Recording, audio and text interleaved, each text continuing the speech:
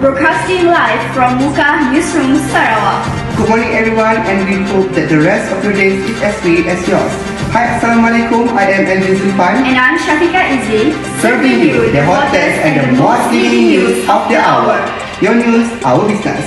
In recent years, ornamental fish output has been calculated at 325 million pieces, value at $350 million. Freshwater species from the family Anabantidae, Caracidae, Kikilidae, Cyprinidae and Pelicidae are the most frequently produced ornamental fish in Malaysia. According to recent Department of Fishery data, Malaysia is its largest producer of ornamental fish, with more than 70% of ornamental species exported. Malaysia contributes 9% of international market and is ranked second only to Singapore. The global industrial market has begun to recover from the 1997 economic crisis and is expected to return to a previous growth rate of 10 to 50% per year. The global trade is projected to be worth $2.24 billion, with tropical fish accounting for 98% of the total. In 2000, global import and export were valued at $250 million and $176 million, with respectively and are predicted to expand by 2.5 to 4% in the short and medium term. There are several issues concerning the ornamental fish industry. As station reporters, let us question Sharifah Mirza about the current situation. Sharifah Mirza, please take the stage. Thank you, Shafiqa Izzi. Hello and good morning, everyone. First issue that happened in ornamental fish in Malaysia is suffering from bacterial disease. The most prevalent infections are caused by Aeromonas, Shionella, Citrobacter, Physemonas, and Edwardsia species. However, there is also a broad spectrum of rarely identified bacteria which may be the causative agents of disease. A hydrophila, or known as Aeromonas hydrophila, is one of the common freshwater pathogens. The most common disease is caused by A. hydrophila, which is Aeromonas septicemia, or known as MAS. The disease is manifested clinically with hemorrhage, ulceration, abscesses, and anemia. Mortality rates are high, and aquaculturists incur substantial economic losses. Next is the use of drug for treatment.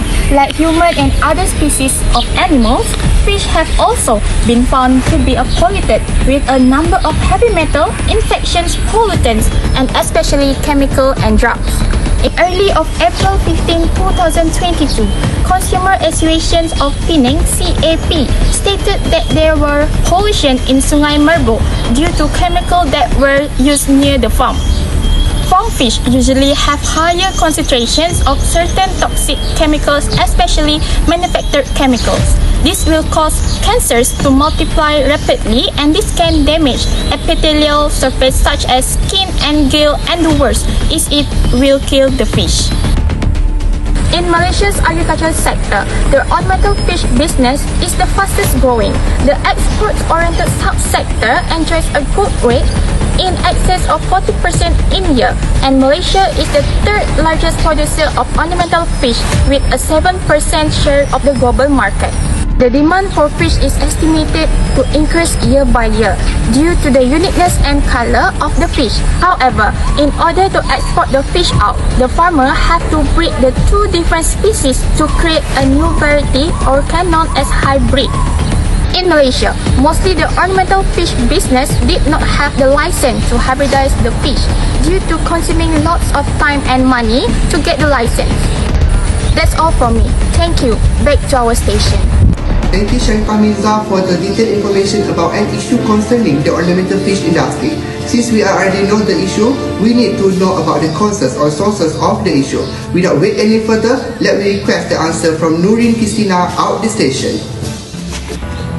Thank you, Mr. Alvin, and hello everyone. First cause of the ornamental fish suffering from the bacterial disease is usually caused by the improper water management. Water quality and the frequency of water in ornamental fish tank is not being monitored oftenly depending on their type of production systems, and all the parameters leads to the bacterial disease infections. When the water quality of the fish tank is not monitored as well as they should, the gram-negative organisms will infect all the fish tank and cause bacterial disease.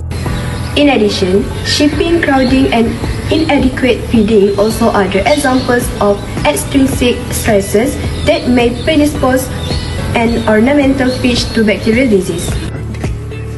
The second cause of river contamination was caused by chemotherapy drugs that were used in ornamental fish treatment, and their use is increasing day by day.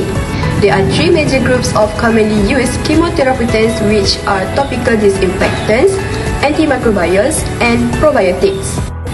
There is a wide range of topical disinfectants used by aquafarmers. The most common chemicals used are formalin, benzyl carnium chloride, acrylamide, malachite green, hypochlorite, and polyvinyl pyrrolidone. The overuse of all these chemicals is the cause of the occurrence of polluted rivers. Malachite green was a banned disinfectant for aquaculture in all countries, including Malaysia. This is because overdose in using malachite green will contaminate the river by flowing the water solution of malachite green when discarded into the river and contaminate it. It then has the potential to increase the percentage of carcinogenicity, mutagenicity, and teratogenicity for aquatic organisms in many countries and lead to the high mortality rates. And the last cause of the issue in the ornamental fish industry is the fish that has been hybridized without having a license. It is because there are a lot of procedures to follow in order to get a license. So, people will have no interest to purchase a license and just hybridize the ornamental fish without having a license. As all of us know, hybridized ornamental fish cannot be released to open freshwater sources because they can bring harm to local species. Other than that, the hybridized fish species will disrupt the biodiversity balance, habitat, and species native rich in the country's waters, because if these hybridized fish breed, they can be a dominant common in the waters as well as a predator to existing fish. Usually, people that are doing hybridization of fish without having a license are not aware about why hybridized fish such as Arapaima and Hypostomus are banned to be released in open freshwater sources at will. Because of that, now in Malaysia, there are a few hybrid fish that have been released in open water sources such as Arapaima. So that's all for me, and back to the station. Thank you, Nurin Christina. Every problem needs to have their solution.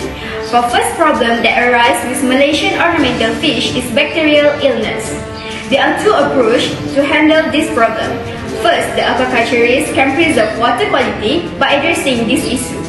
This is because the main platform for fish is water in the aquarium. The majority of bacteria that infect fish are caused by animal surrounding, poor water quality, for example, or the presence of contaminants in water that are harmful to fish. Seem to be just a few possibilities. Second approach, where the aquaculturists should continue to focus on fish health. This is due to the fact that when a fish infected with bacteria, fungus or parasite, it will develop an odd behavior. For example, by scraping its body against the wall and gasping for air. The unrestricted use of drugs on fish is the next issue. Fish will be hazardous if drugs are used uncontrollably on them. As a result, the problem can be solved by educating people about the danger of drug usage in fish. Aquaculturists should be entirely responsible for maintaining the health of fish. Aquaculturists can take any other approach, such as applying salt immersion technique on the fish, kill any bacteria or diseases. To avoid excessive medicine use on fish, drug can be avoided by adopting other methods to kill infections. It is superior and can ensure the fish safety. The third issue that aquaculturists face is hybridization without a license. This can be avoided by informing them of the risk of unlicensed hybrid. The disadvantage of a hybrid is that it necessitates a high level of responsibility in terms of caring for the animal till it dies. It will harm the environment if it discharges into the environment.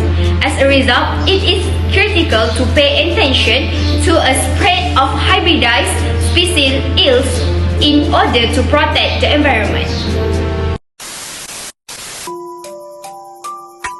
As a result, any action taken to expand the ornamental fish industry in our country must be taken quickly in order to avoid Bacterial disease caused by improper water management, drug treatments, caused by irresponsible aquaculturists and hybridization of fish without having a license.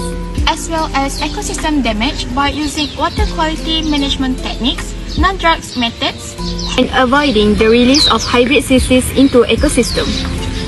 Thank you. Thank you. Thank you. Thank you.